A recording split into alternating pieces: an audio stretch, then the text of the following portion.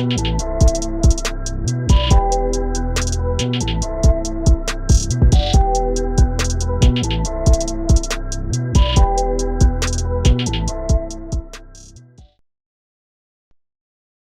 what's good? Top of the top, episode 227, Stash House Podcast. Your boy Tyler checking in. First time listeners, thank y'all for tuning in.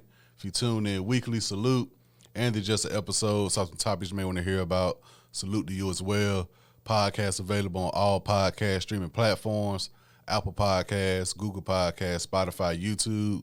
Make sure you guys go out, subscribe, leave comments, reviews, put your people on. All feedback is welcome. And thank y'all once again for tuning in. Hope everyone had a safe week, a safe weekend. Continue to do the same this upcoming week.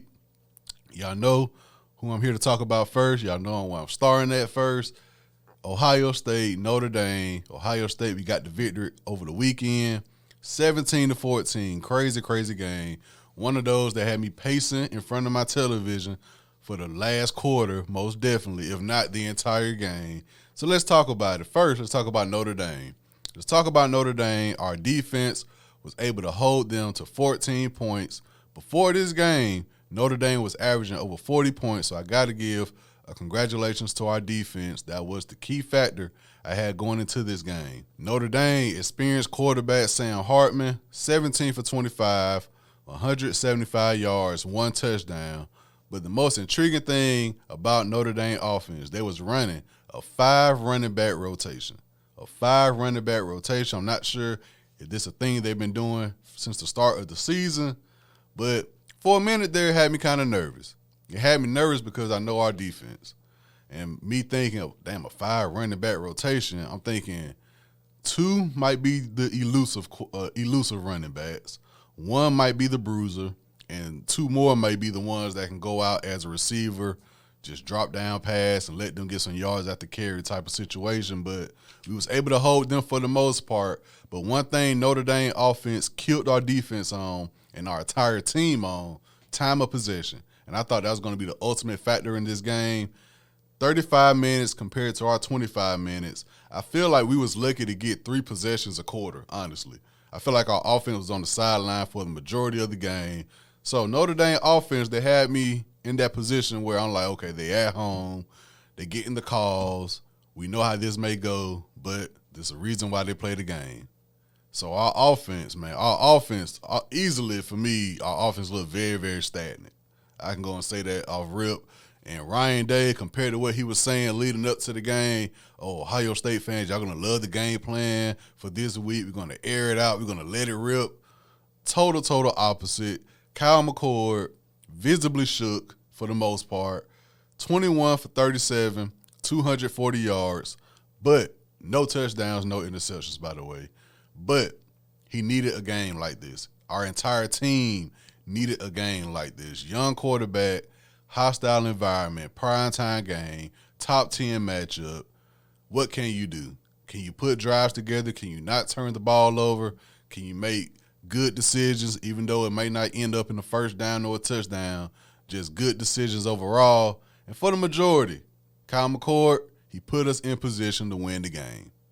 So I got to give him credit. We needed a game like this. You need an ugly win here and there. So Kyle McCord, he didn't do what I thought he was going to do, but he did enough. He did enough. Our running backs, Trevion Henderson, 14 carries, 104 yards, 1 touchdown. He broke a 61-yard touchdown that really kind of, woke us up a little bit. But even with that touchdown, Marvin Harrison suffered an injury, an ankle injury. He did come back in the game. We got a bye week this upcoming week, so it seems as if he's going to be okay moving forward. Chip, walk-off touchdown in the fourth quarter. Talk about that a little bit later. Our wide receivers, Emeka Ibuka, 7 receptions, 96 yards. The security blanket Saturday night for Kyle McCord. Outside of maybe 1 or 2 catches that wasn't completed, Ibuka, anytime McCord threw him the ball, he was bringing it in. Definitely that last drive. He was very, very key for that last drive. So Ibuka, security blanket Saturday night. Stover also had 7 receptions. Marvin Harrison Jr., 3 receptions, 32 yards. Unacceptable. We got to find a way. Moving forward, like I said, Hardline, Ryan Day, when it comes to this play calling, how can you not have Marvin Harrison all around the field? Put him in slot position sometimes. Sometimes do a wide receiver sweep just to get the ball in his hands, just to get him moving, get him some tackles, get him some hits in so he can be welcome into the game.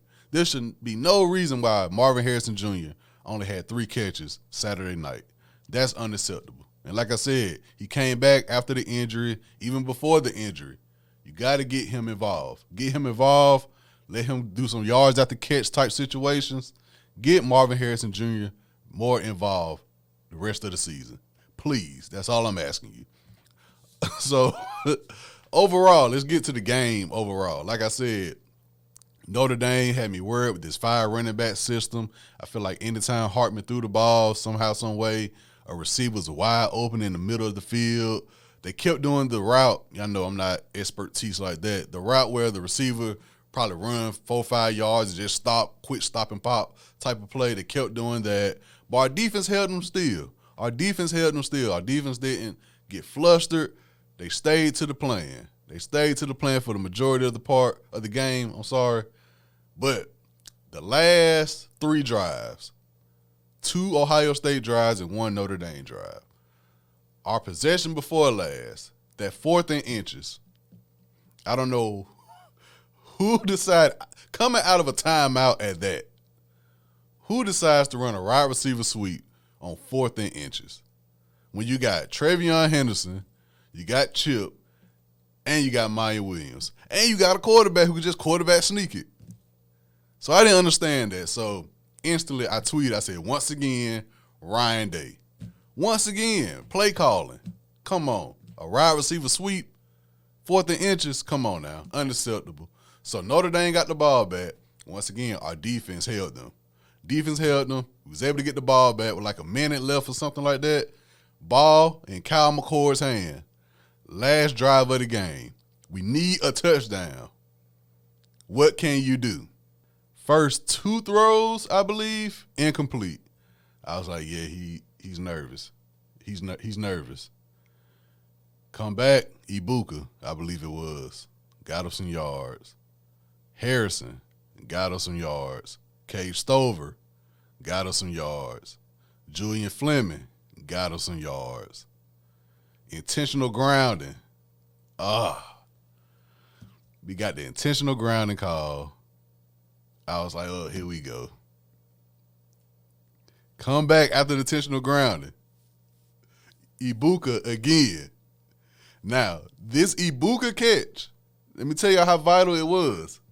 It wasn't a goal situation. If it was a goal situation to where we couldn't just get a first down, and the first down mark was like at the 2-yard line, something like that.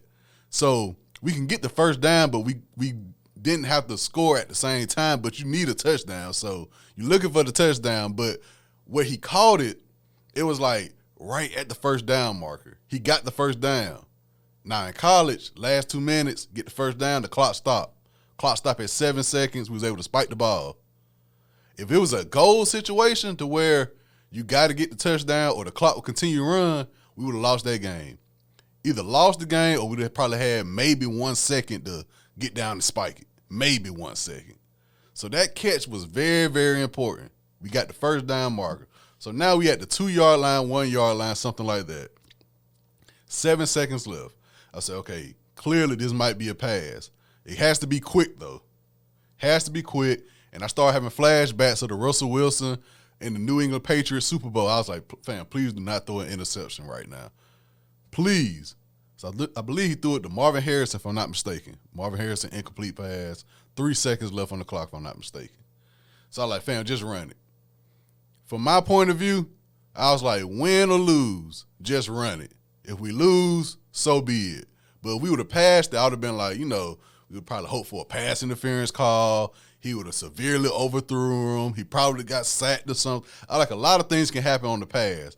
But fam, Travion Henderson, Maya Williams, Chip, quarterback sneak, just run the ball. We right here at the marker. We just had a bad 4th and inches play the last possession.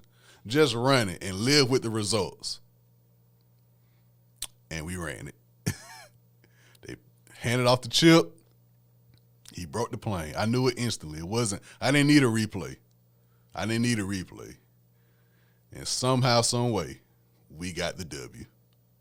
And as soon as the clock hit 0, all the review confirmations was, confirmed. I got a text. The text said, now y'all should have lost. I instantly text back with no hesitation. You know what? I can't disagree. Because everything led to us losing that game. 5 quarterback rotation, experienced quarterback, Marvin Harris only 3 catches, Kyle McCord obviously shook, running backs outside of that 1 touchdown run from Henderson couldn't get going, intentional ground in the last drive, barely making that first down, spiking the ball, major decisions had to be made for those last 2 possessions. And then I saw video after the game. The last 2 plays, Notre Dame only had 10 defenders out on the field. That's a day issue. I can't do nothing about that. That's a day issue. So Ohio State, 17-14, we got the victory. After the game, Ryan Day, post-game interview, taking shots at Lou Holtz because Lou Holtz said some things on the Pat McAfee show. And instantly when I saw that, the first person that came to my mind was Mark May. I don't know who was around watching ESPN that time, but Lou Holtz and Mark May had a show, and Mark May was the biggest Ohio State hater. Ohio State could win 56-0. Mark May would find something to complain about with Ohio State. So that's what I thought of when Ryan Day was doing that. And me personally, if I was Ryan Day, like I said before, the start of the season, I don't think his seat is hot. I do think it's a little bit warm. I think the outcome of this game Saturday night would have probably determined if it got a little bit hotter or not. Well, if I was Ryan Day, I would have just shot at everybody. I would have shot at Lou Holtz. I would have shot at Mark May. I would have shot at Alabama, Georgia, Colorado. It would have been, the headline would have been, after a stunning victory in Notre Dame, Ohio State coaches loses his mind in post-game interview. I would have went ballistic if I was him, because we needed a game like this. Everything Ohio State fans in general have said about Ryan Day and this team the past few years, we needed a game like this. Like I said, all roads led to us probably losing this game. Somehow, some way, Kyle McCord put a drive together. That last possession, like I said, Emeka Ibuka played security blanket the entire game. Chip, we've been saying his name for the past couple seasons. I was like, Chip is the one we need to put more in the rotation. And he probably had the biggest touchdown of his career so far. I was excited. I was happy about the victory. And next week, we got a bye week. What better way to go into a bye week with a tremendous victory at Notre Dame? Now, let's build on this moving forward. There should be no reason why Marvin Harrison Jr. only had 3 catches. We still got a lot to work on, honestly. We got a lot to work on, but for the time being, we're going to take this victory, build off of it, and we'll see where the rest of the season goes. But we do have a bye week this week, so I'm excited about that. I don't got to worry about pacing back and forth in front of the television this weekend. So that's that on that. Shout out to my Buckeyes. We got the victory over Notre Dame 17-14. But before this game, the 3:30 slot, my intentional plans were to switch between the Ole Miss and Alabama game and the Colorado-Oregon game. That quickly became me just watching the Alabama-Ole Miss game because Oregon wasted no time against Colorado. They won 42-6. Wasn't much of a game. The game was really over with at halftime, honestly. Now, the main thing, Coach Prime, Colorado, everybody over there, how will you respond? This upcoming weekend, you got the big game against USC. You got all the media outlets once again coming to Colorado off of this humiliating loss. How will you respond? The honeymoon phase is over with. I think a lot of us saw this coming eventually.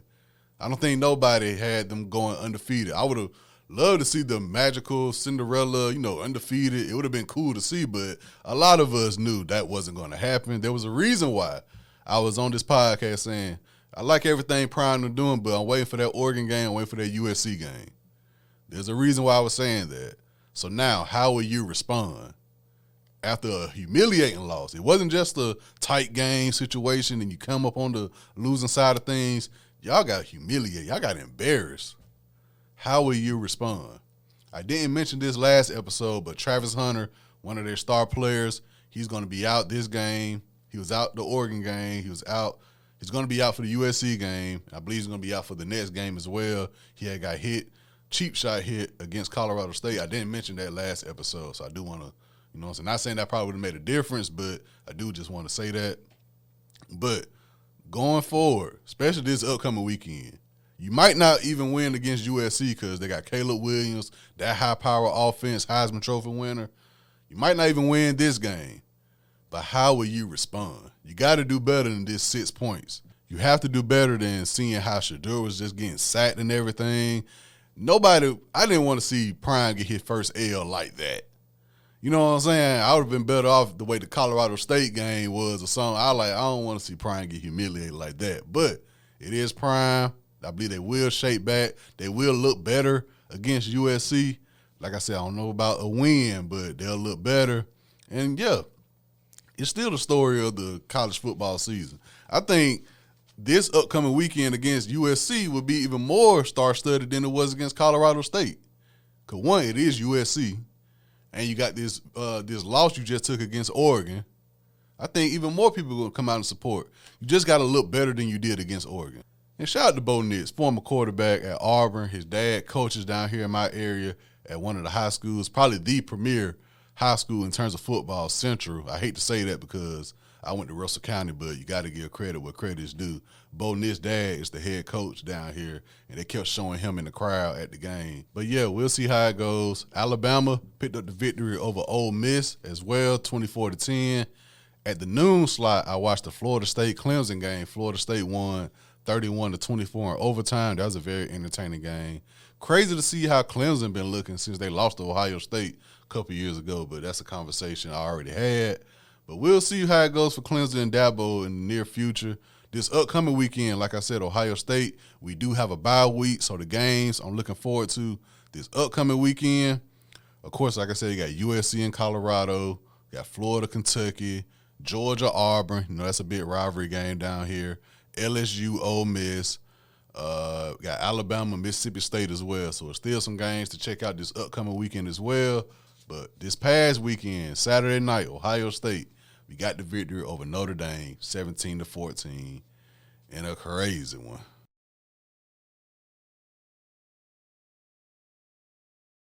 Now in wrestling news, on the business side of things, September 12th, a couple weeks ago, the merger was made official between the UFC and the WWE.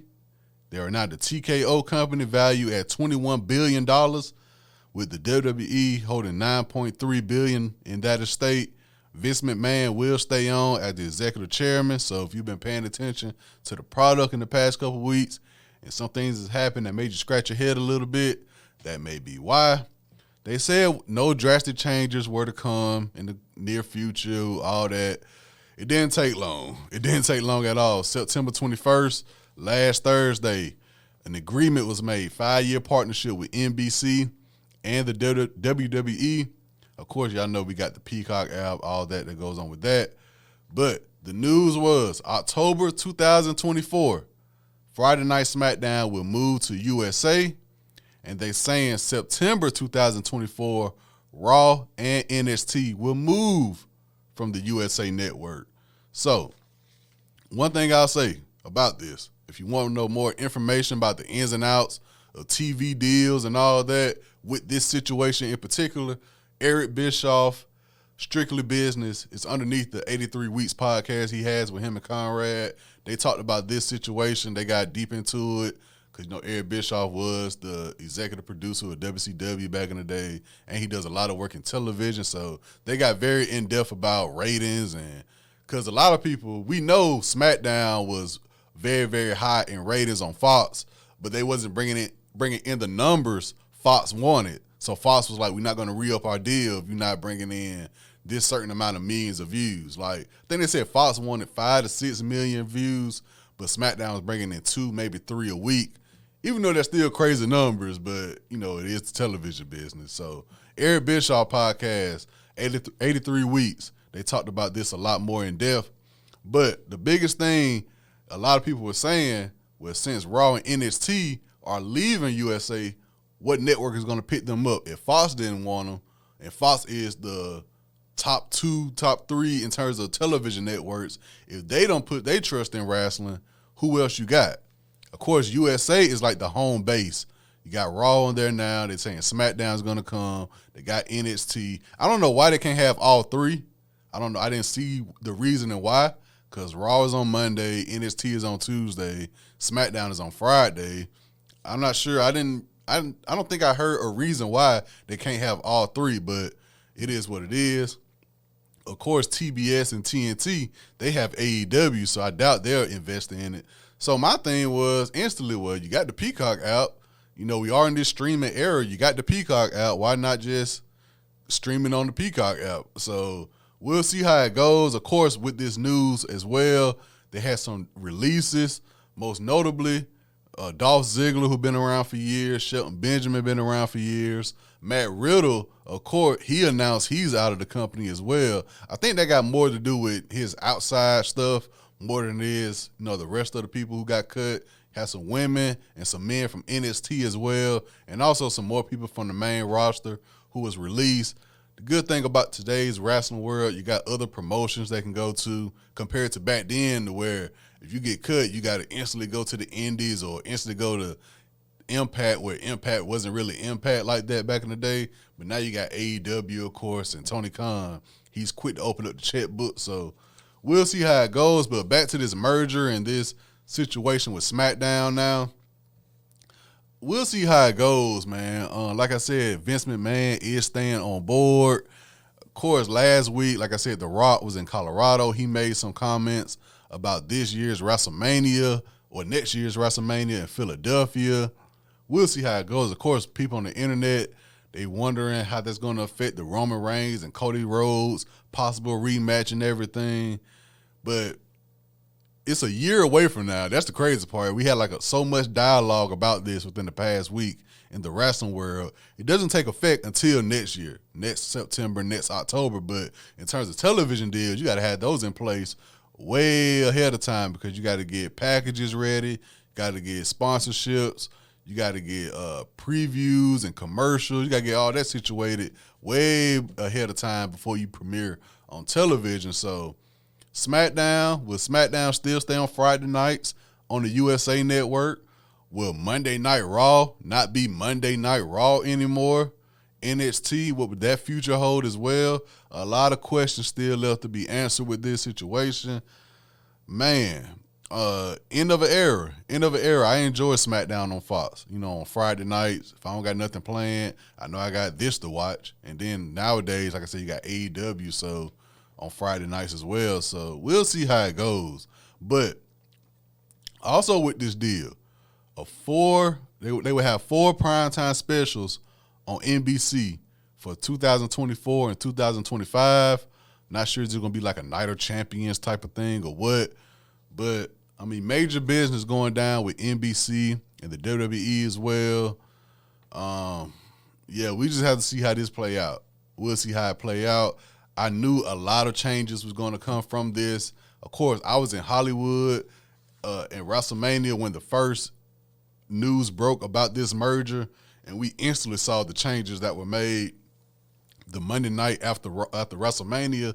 So with this news coming so quickly, man, just buckle up. Just buckle up and just see where it goes. That's the best I can do. Just see where it goes. I work in television, so I understand contracts and not want to be re-up for networks and all that, but I think Fox did a great job. Fox did a great job with promoting SmackDown and everything throughout college football and the NFL. I thought everything was on the up and up, but, it is the wrestling business. It is the television business at the end of the day, so we'll just see where it goes. We'll see where it goes, but this has been episode 227, Stash House Podcast. Thank y'all for tuning in. Go out, have a great work week, a great school week, stay safe, stay hydrated, pay attention to the temperatures. Last week, temps got a little bit low, but, fall is here, thankfully, so we don't got to worry about 99, 100-degree weather no more for the majority of the rest of the year. So keep me in your prayers. I'll do the same for y'all. Salute.